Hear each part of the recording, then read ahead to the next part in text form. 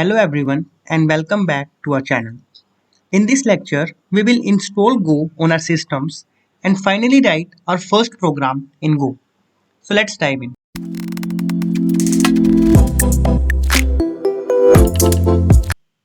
Open your browser and type go.dev, which is an official website for Go, and click on download.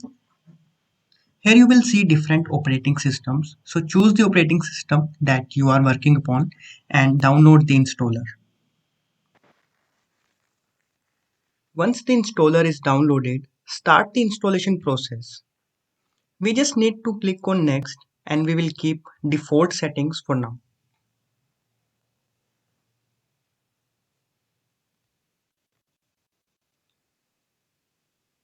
It might take few minutes. Finally, click on finish.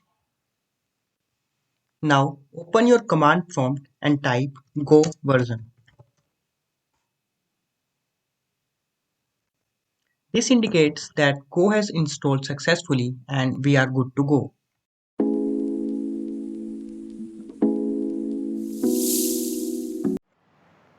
Now open a code editor of your choice. I am using VS Code.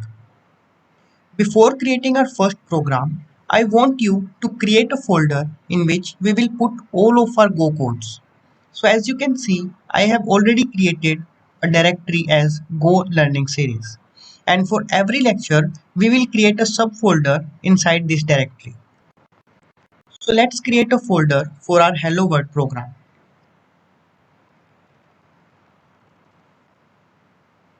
Now make a file as main.co inside this subfolder. As this is your first program, I want you to copy the code exactly and do not worry. We will understand each line of the program after we execute this program. So save the program and open the terminal.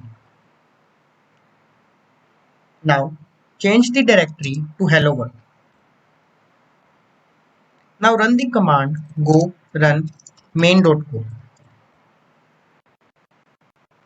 As you can see, we are getting hello world printed on the screen. Now let's understand the program line by line. Now let us understand our hello world program.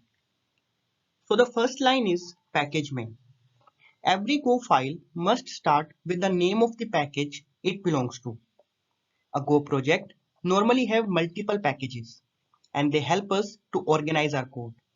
Note that there must be a package named main because it is the entry point for our program. And that's why we have named our package as main.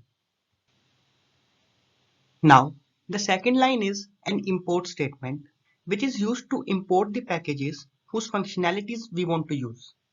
Because Go itself do not have a native functionality to print itself, that's why we are importing the package fmt. Then we have the definition of our main function.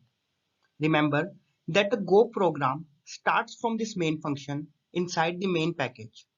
So this main function is must. And finally, inside the body of our main function, we are calling println function from the fmt package, which will display the output on the screen. I hope now this program is clear to you.